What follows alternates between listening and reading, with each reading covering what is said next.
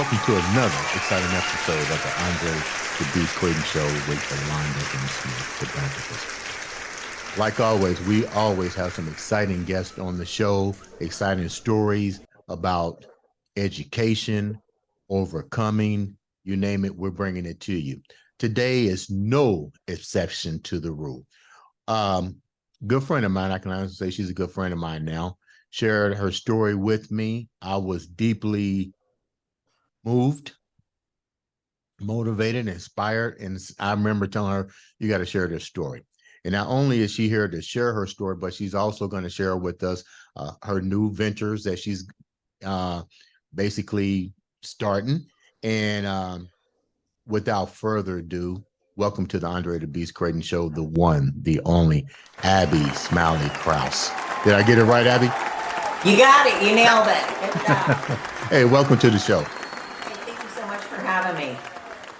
Let's get right down to it. Tell the viewers about Abby. I'm a Libra. I like long walks on the beach. No, I'm just kidding. I like that entrance. That's such a big question. I'm sure everybody feels the same way I do when somebody asks you such a question that could go many different directions. But if I had to answer it in a short version, I would say Abby Smiley Krause is a woman who has a story like everybody, who has had challenges, who has had triumphs in life, who has gotten knocked down on her ass a million times, but has got up 1,000,001. So Yeah. So I would say that in the short version of it. That's who I am and who I stand for. You share with me one thing people need to realize. You're in Florida right now. And I told you I live in Florida, but you are a native Hoosier.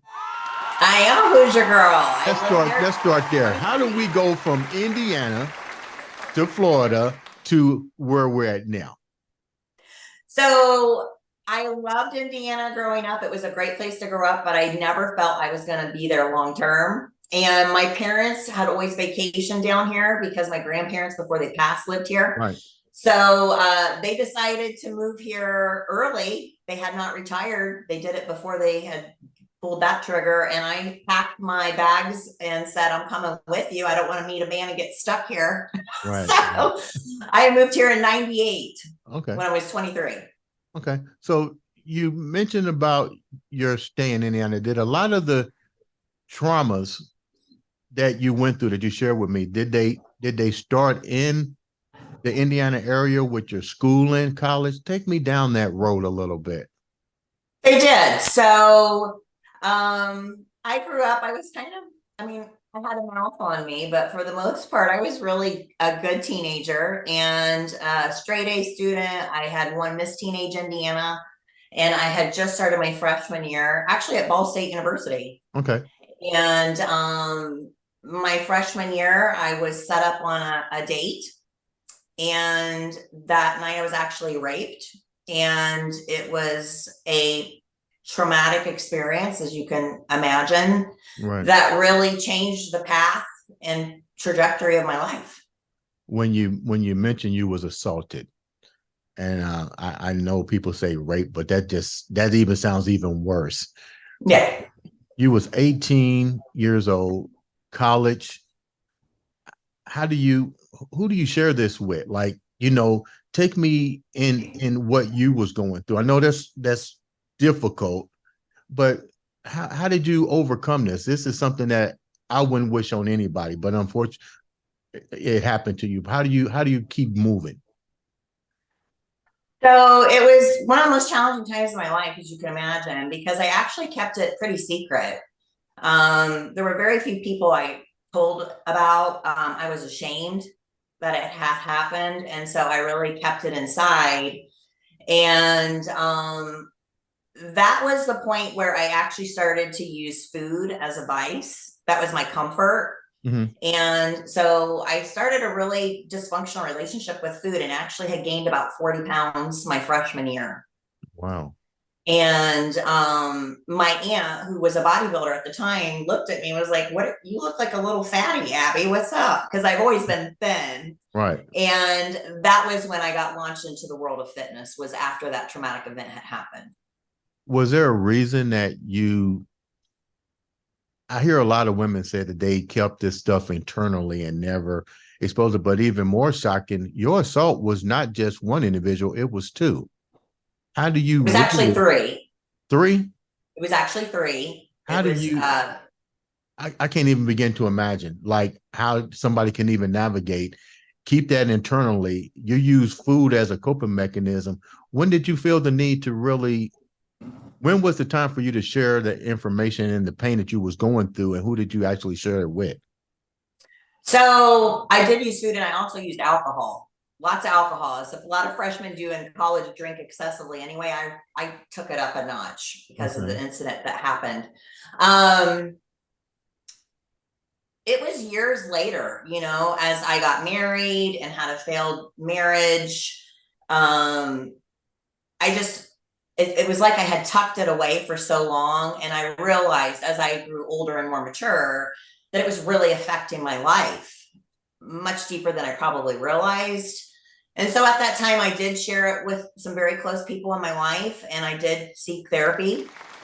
And that helped me immensely. I really started doing a lot of work inwardly, reading some books, working out, and learning to love myself again. Because I think a lot of women can identify that when something so tragic like that happens, especially when you were such a good girl and you're just ashamed and you feel bad about yourself and you kind of blame yourself.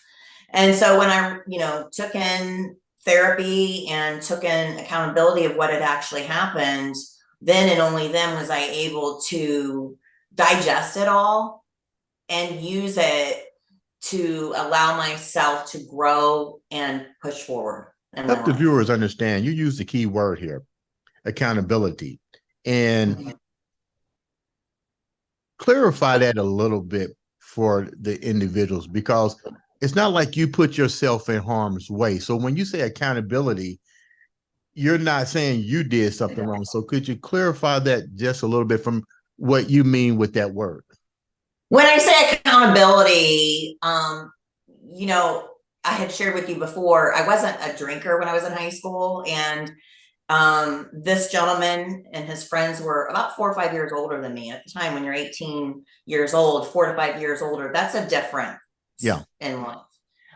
So I felt guilty because I had drank during that night, and I kind of blame myself because of that, because I had my guard down. Mhm. And obviously, it doesn't matter if I drank to complete inebriation, no one deserves to be taken advantage of like that. Correct. So, accountability in that regard, but also just accepting what had actually happened, like really accepting it and knowing it was not my fault, and that I needed to move on from it. I deserve to have a better life and release it.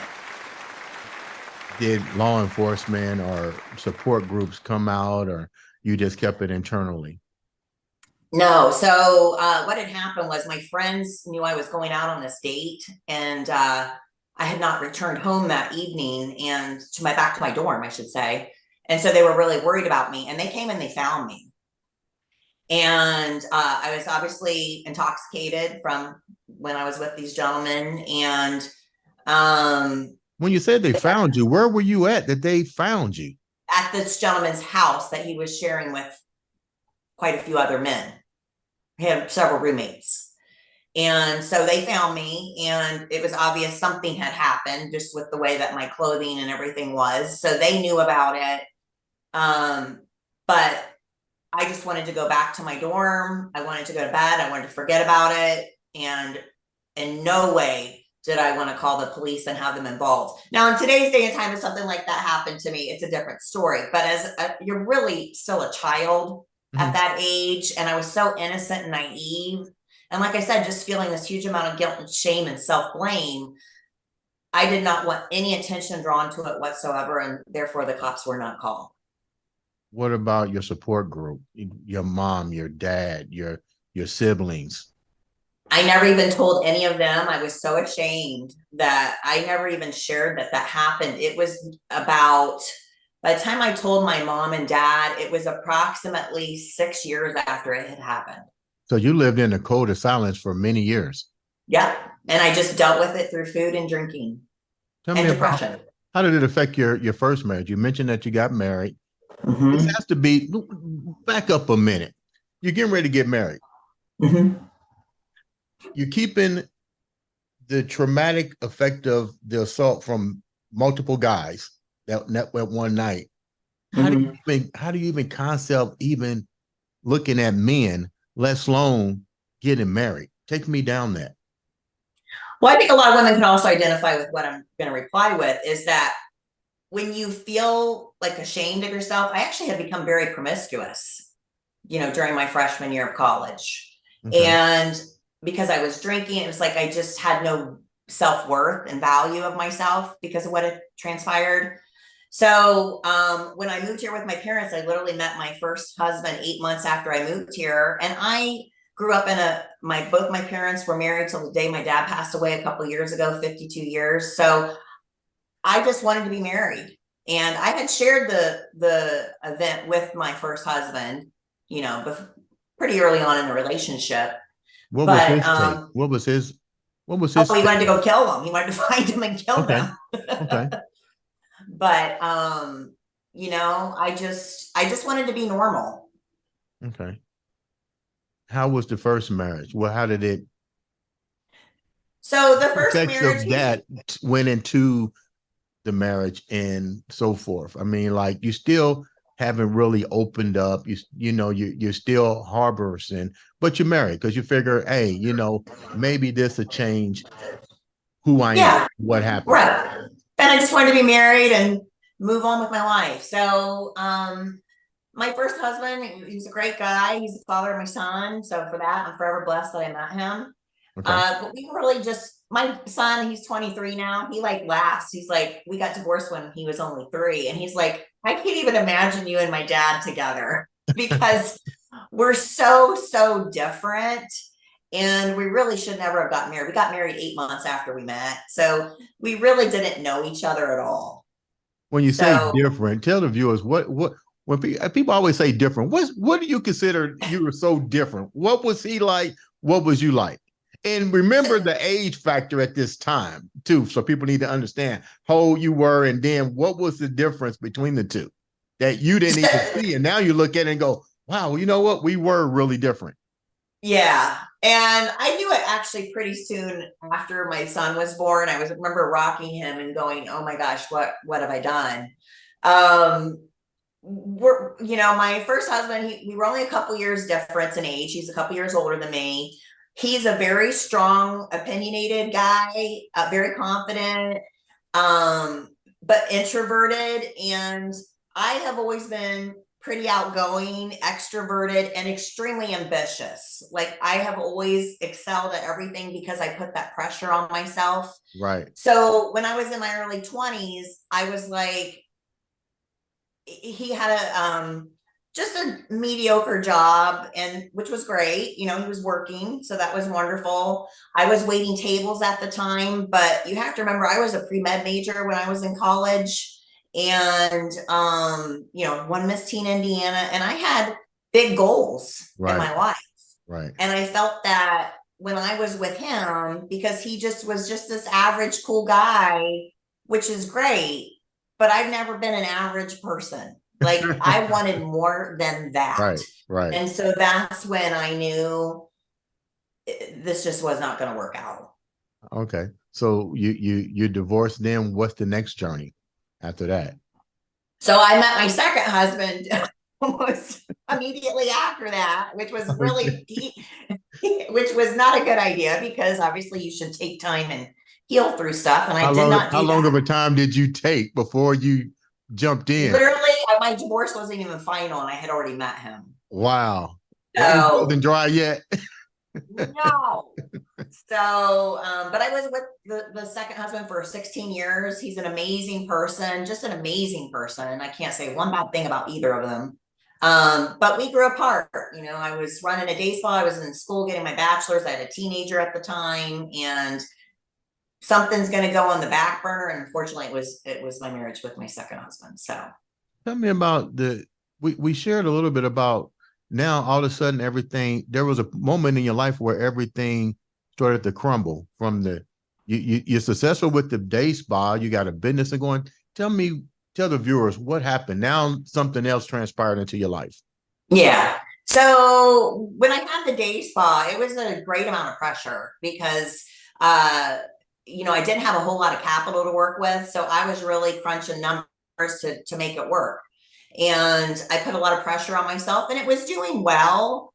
But between my marriage crumbling, and I actually started to suffer from clinical depression. I was clinically diagnosed with depression. And at that time, they were putting me on a multitude of different medications. When did you Literally, realize that you was falling into the state of depression? And then what were some of those things that triggered you? And then you said, oh my God, I need to get help. And then boom, you've been diagnosed. so it was 2018. I started drinking to cope with So everything, you went and back to what happened to you in your college years, basically, the coping mechanism. kind of you repeated the same pattern. So when I was Okay. triggered with stress, I went back to my old friends, alcohol and food. I wasn't working out at that time because I barely had time to shower between being in school, getting my bachelor's, running a day spa, raising a teenager, and being married.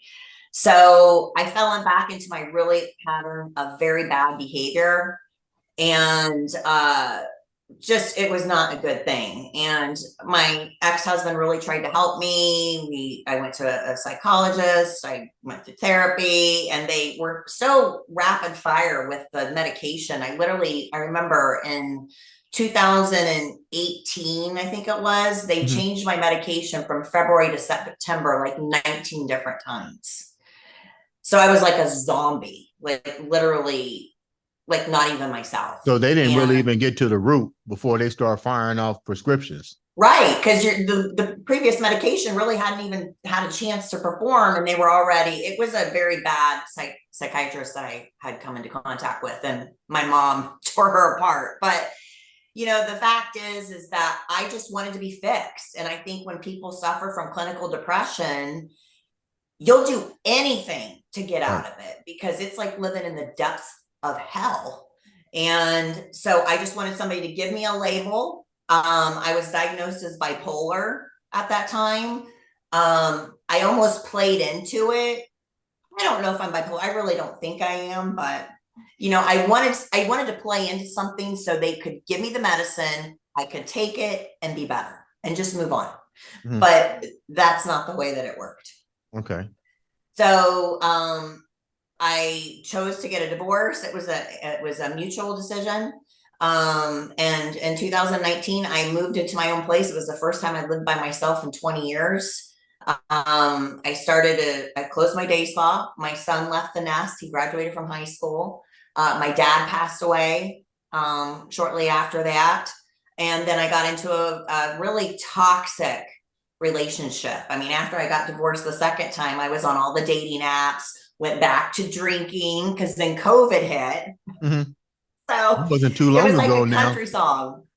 My life was like a country song. I'm like, oh. So I ended up with this gentleman, dated him off and on, mostly on for about 3 years. And it was extremely toxic. And it actually ended up being a physically abusive and mentally, emotionally abusive relationship that When you really. say when you say toxic, and you're a very intelligent woman, when you saw this thing, it's not like you don't recognize a person that's toxic. It shows Sure. within a little bit of space. You know what I mean? Sure. Why did you stay for so long? Well, the reality was I was toxic too at that Okay. time because, Okay. when I had just gotten divorced and started back to my old friend alcohol and, really feeling bad again about myself, going back into that rabbit hole of depression, and you start to question your value again. So Hmm. you allow stuff you would not normally allow, behavior and treatment you would not normally allow from other people who Hmm. you think love you. And that obviously was not the case with the way that this relationship ended very badly. So how did you overcome it? You just said, okay, I'm done. How did he accept it?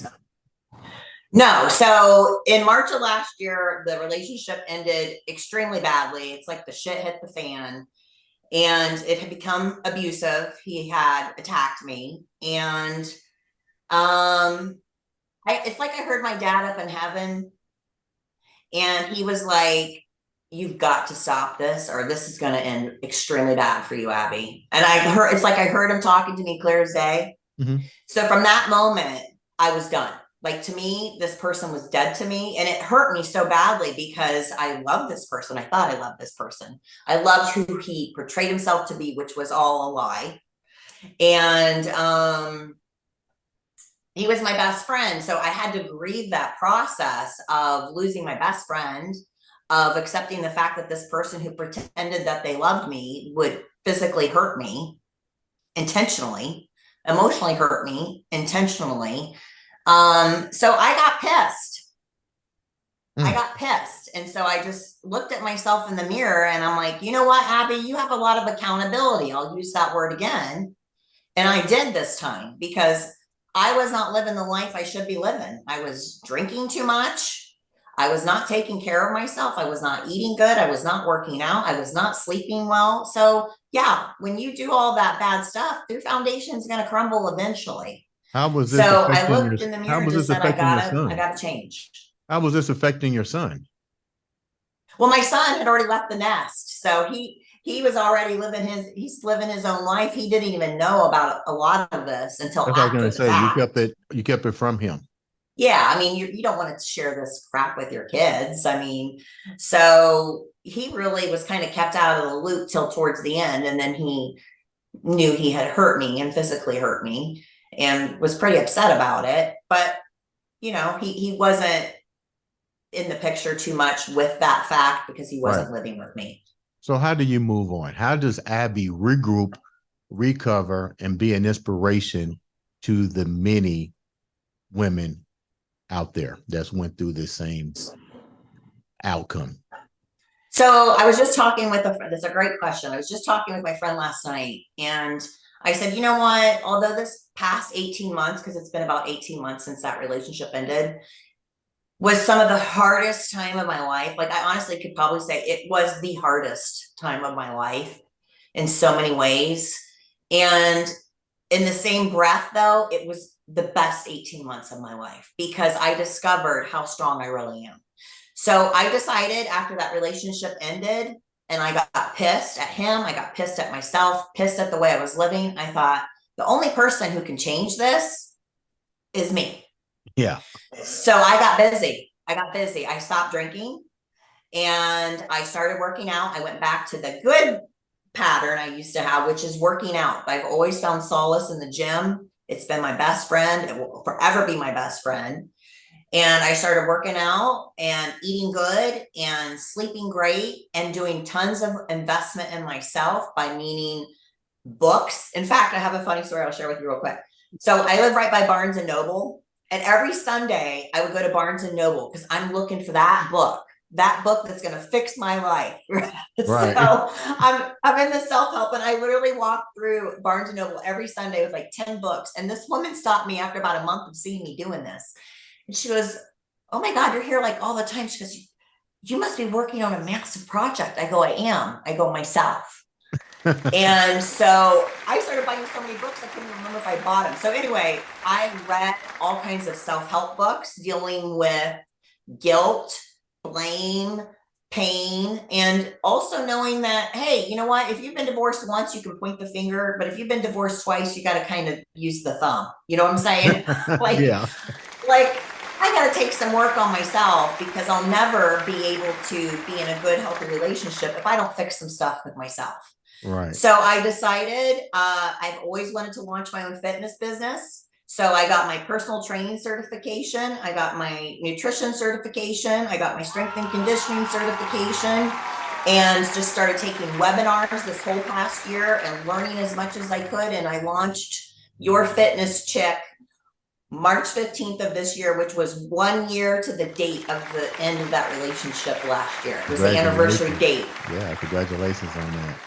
Yeah. So tell me something else you launched. You are also in the process of doing not only the Fitness Chick situation, but you're also in the process of doing your own podcast. And I telling the viewers now, make sure you watch that podcast. It's going to be really good. But tell us about the podcast and what inspired the podcast, what the podcast is going to be about. Share the message. Okay. So, my passion in life is really helping other people, because when you have been clinically diagnosed with depression and you've been in the depths of hell and you've been through just tons of shit, which who hasn't in this lifetime, right? I want to help people and help as many people as I can to inspire them to know you can come out okay on the other side. You got to do some work, but you can do it. And so that's why I wanted to do the podcast, so I could reach a much larger audience. And so I'm launching that the last week of October. I hired a guy in Indiana to actually help me with that. Okay. And there might be a reason for you to come back to Indiana, because you're outsourcing back to Indiana. You might want to get in the car, get on the plane, and come back home. I don't think so. No, he actually reached out to me, and ironically, he's the coolest guy. He lives, in Indiana. But so I'm launching that the last week of October, and it's going to be focused not just on fitness, but becoming your best self. And that means everything that ends in the LY, physically, obviously, financially, emotionally, spiritually, all those things that we a lot of times just put ourselves into autopilot mode and go through life and exist. And I want people to really realize they can start living if they address some of the things that they need to and roll up the sleeves and do the work. If individuals want to reach out to contact you, how do they do that? So they can reach out to me at support@yourfitnesschick.com. They can also visit my website, which is www.yourfitnesschick.com. I have my own fitness programs and my own app, which can help people reach all their physical fitness goals. And also I have a huge following on Facebook, so they can like my Abby Smiley Krause, follow me on Facebook, and join my Your Fitness Chick group on Facebook. Sounds good. Abby, leave them with something positive. You've been through a lot. You've overcome. You've inspired. You definitely have been in the pits of hell and came out beautifully. Leave the viewers with something extremely powerful. The thing that I want to leave everybody with is everybody has a story. I've had some challenges, but there's been people who've had much worse challenges than me. But the reality is, whatever happens in your life, if you look at it with the perception of that it happens for you instead of not to you, and you say, you know what, not what I planned, not loving this area of my life too much, but for whatever reason, I'm supposed to be in it, and I'm going to choose to look at this with big open eyes and a big open mind and say, you know what? How can this make me better? How can I learn from it? And how can I become the best version of myself by taking it all in and running forward with it? Ladies and gentlemen, this has been another exciting episode of the Andre the Beast Crayton.